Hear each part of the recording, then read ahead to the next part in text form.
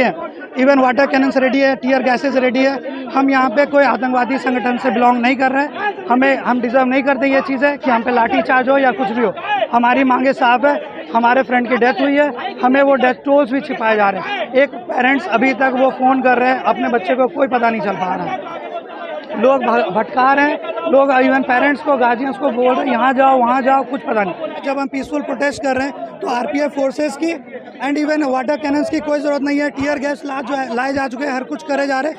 ये हम कोई आतंकवादी संगठन से नहीं है, हम किसी भी चीज़ से बिलोंग नहीं कर रहे। हमारे फ्रेंड की डेथ हुई है, डेथ टोल छिपाया जा रहा है। हम चाहते हैं सुप्रीम कोर्ट इस जगह पे, हमारे चीफ जस्टिस बहुत ही ऑनरेबल, बहुत ही रिस्पेक्टेड है और उन्होंने बहुत सारे एक्शंस लिए हैं जो भी अगेंस्ट द लॉ गया है।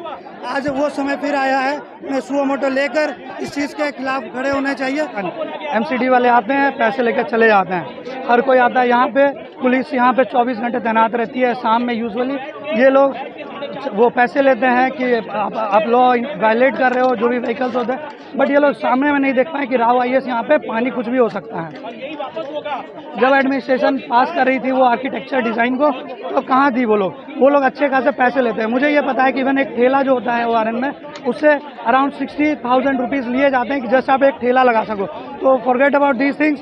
It is a major concern कि अगर एक बड़ा बिल्डिंग खड़ा है, जो कि हमें बताया गया है रफली एक टीचर के द्वारा कि अराउंड 250 to 300 करोड़ का ये टोटल बिजनेस है, ये कोचिंग इंडस्ट्री ओआरएन की, जहाँ पे कोई मेजर नहीं लिया जा रहा है, कुछ नहीं हो रहा है। पुलिस भी हमारा साथ नहीं दे रही है, एडमिनिस्ट्रेशन साथ नहीं दे रही है, कोई तरह का पॉलिटिशियन नहीं आ रहा है यहाँ पे देखने। टॉयलेट्स लगे हुए हैं, इवन वो क्लीन नहीं है।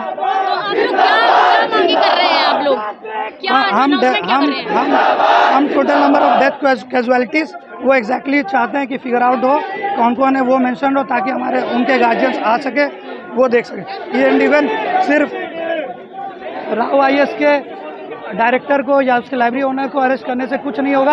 अरेस्ट करना है आपको तो पूरे पटेल नगर, मुखर्जी नगर, इवन मुखर्जी नगर में 1 साल पहले आग लग गई थी, कोई एक्शन नहीं हुआ। उससे हमें पता चल जाना था एडमिनिस्ट्रेशन को, जो ये ब्यूरोक्रेट्स है उन्हें पता होना चाहिए कि एज अ पॉलिसी मेकर हमारी रिस्पॉन्सिबिलिटी है कि ये किसी स्टूडेंट एरिया में ना हो, बट कोई कंसर्न नहीं लिया गया। Mukherjee Nagar, Patel Nagar, ORN and then Saket और ऐसे बहुत सारे एरियाज हैं जहाँ ये सब चीज़ें कोई नहीं देखा जा रहा है। तो इन जगहों पर इससे पहले भी अभी एक छात्र की करंट लगने से मौत हुई जी, पटेल नगर में 2 दिन पहले एग्जैक्टली डेथ हुई।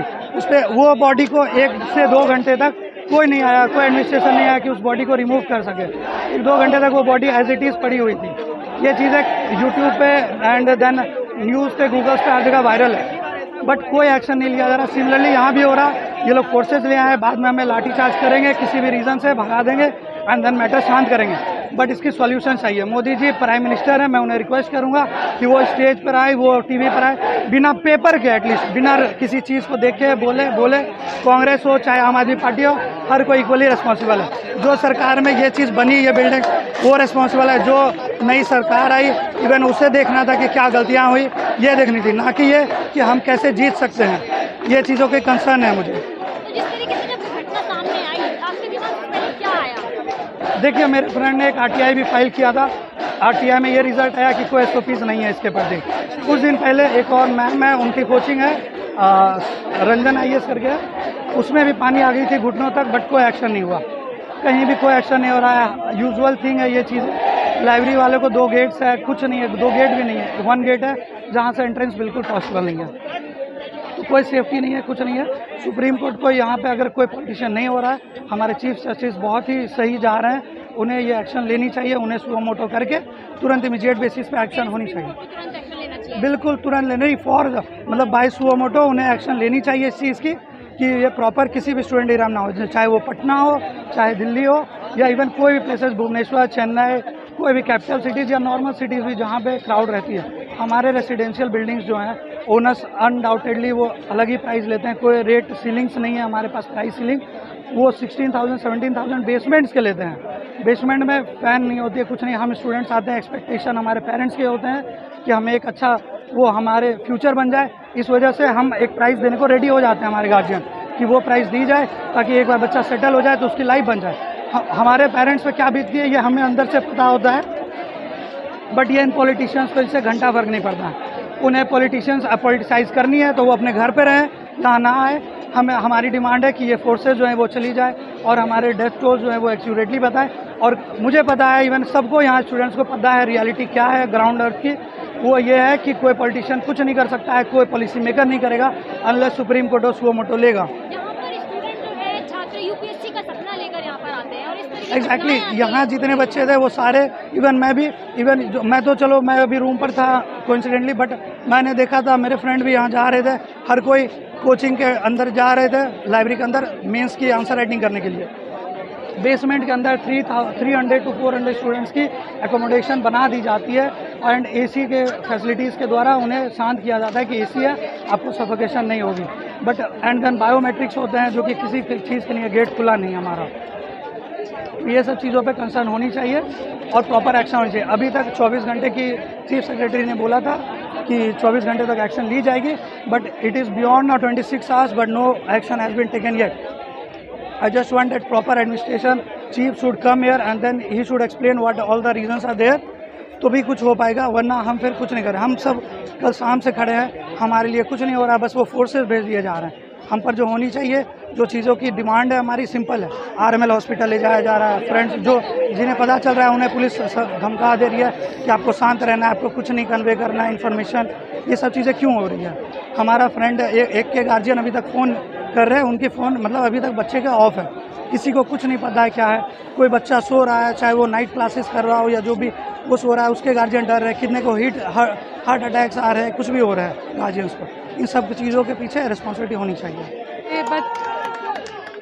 बच्चों का अगर इंसिडेंट ऐसे हुआ है तो वो बहुत ही भयावह है। कल रात से सब सदमे में है और ऐसी घटना को हमें लाइटली नहीं लेना चाहिए।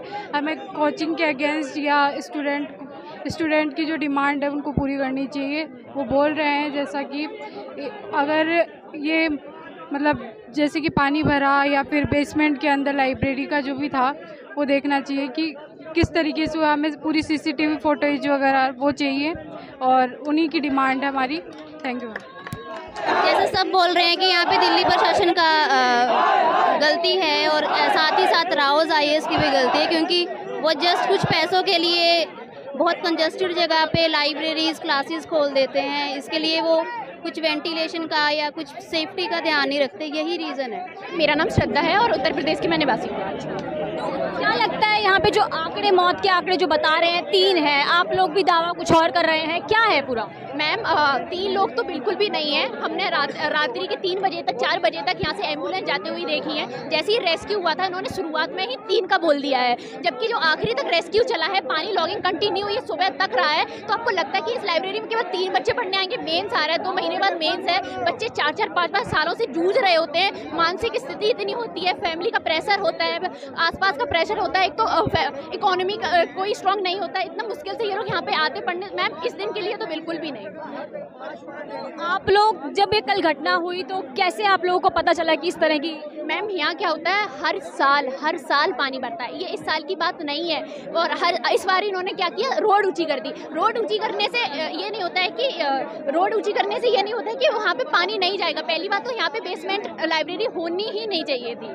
और यहाँ बात इस कोचिंग की बात नहीं है, यहाँ हर कोचिंग पे क्वेश्चन है और हर घर के नीचे एक लाइब्रेरी है। यहाँ सारे ओनर्स के पे भी यही सवाल जाता है कि हर घर के नीचे आज यहाँ हादसा हुआ, क्या गारंटी है कल को उधर हादसा नहीं होगा? चलो आज तो ये वाटर लॉगिंग था, लाइब्रेरी की बात है। हमारे 1 हफ्ते पहले हमारे नीलेश भाई के साथ जो हुआ है वो वहाँ पे वाटर लॉगिंग की वजह से हुआ ना, करंट से उनकी दुर्घटना हो गई है। उसका कौन जवाबदेही है? हम बस ये चाहते कि जो कल ये हादसा हुआ है कल को हमारे साथ ना हादसा हो। तो आप किस चीज़ की तैयारी कर रहे हैं यहाँ? मैम हम सब UPSC एस्पिरेंट ही हैं। जी। तो यहाँ पर आपने जब जैसे आपको पता चला यहाँ पर किस तरह की घटना हो गई है, आपके दिमाग में सबसे पहले क्या चीज़ आई? सबसे पहले तो माता पिता, सबसे पहले, क्योंकि वो इस जगह नहीं है। इस हादसे के बाद वो कल से दहशत में है।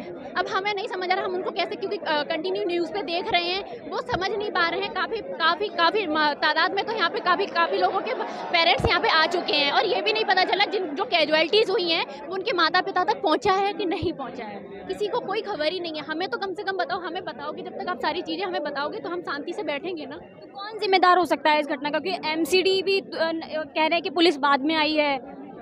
मैम हर बात पुलिस चीज़ों पे नहीं होती है। अगर आप पहले से ही आपको पता है कि पुलिस पे तो ये डाल दिया जाता है ताकि चीज़ें ठंडी हो जाए, हर चीज़ पुलिस के लिए। जब आपको पता है हर साल यहाँ पानी भरता है, तो एमसीडी को पता नहीं था कि यहाँ पे सीवेज होता है, ये सारी चीज़ें होती है, यहाँ पे ड्रेनेज सिस्टम इसको अच्छे से करा जाए। ये इस साल का नहीं है, हर साल का यही है। तो क्या हम अगली साल का भी वेट करें कि इससे बड़ी घटना हो तब इसको और ज़्यादा वो मिलेगा क्या? बस यही बस एक यहाँ 3-4 साल से हर बार का होता है। हमने यहाँ के लोकल से पूछा है, लोकल का कहना है कि ये 10 सालों से हो रहा है। वहाँ पे हो रहा है, लेबर जो वर्कर्स काम करते हैं, यहाँ पे भैया लोग काम करते हैं, उनके बच्चे उस गटर में जाते थे, फिर उन्होंने वहाँ पे उस चीज़ को थोड़ा सा वो करके फिर बाकी के यहाँ का क्या कल के लिए हम बैठे। अभी सडन अभी बारिश हो गई तो उसके क्या उनके वो हैं, तो प्लानिंग्स हैं, कुछ हैं, कोई जवाब दे ही नहीं है किसी भी चीज़ की। बस यही है। बिल्कुल, ये तो बात फैक्ट है यहाँ की कि यहाँ पे कई बच्चे हैं वो नालियों में बह चुके हैं, उनका आता पता कोई नहीं चला है कि भी कहाँ गए। घर वाले सोचते हैं कि भी पढ़ने गया तो हो सकता है नाराज होकर कहीं गायब हो गया हो, लेकिन उनको पता नहीं है मर चुका है बच्चा यहाँ पे। ये बात है। तो आप लोग ऐसे कब तक प्रोटेस्ट करते रहेंगे? मैम जब तक हमको, हमारी 4 डिमांड है। चेयरमैन CO अरेस्ट हो, राव कोचिंग बंद हो, और इसके अलावा जितने भी